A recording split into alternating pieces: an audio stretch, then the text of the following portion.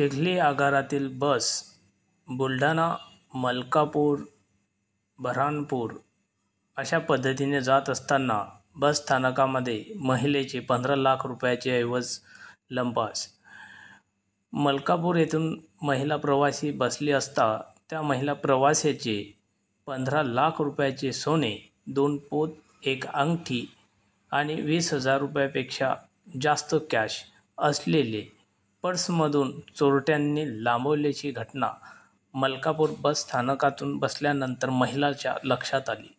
तात्काळ त्या महिलेने वाहन चालक यांना सुचवले, तोवर वाहन चालक त्वरित बस ही मुक्ताईनगर पोलीस स्टेशनमध्ये घेऊन आले। त्यावरती मुक्ताईनगर पोलीस ठाणे अंमलदार महेंद्र सुरवाडे यांनी चौकशी केली असता सदर महिलेची बॅगमधून चोरी ही मलकापूर बसस्थानकामध्ये झाल्याचे उघडकीस आले। त्यावरती महेंद्र सुरवाडे यांनी पुढील तपास सीसीटीव्ही कॅमेऱ्याच्या माध्यमातून सुरू ठेवलेला आहे। मुक्ताईनगर प्रतिनिधी बुलढाणा प्रतिनिधी विजय घोडे।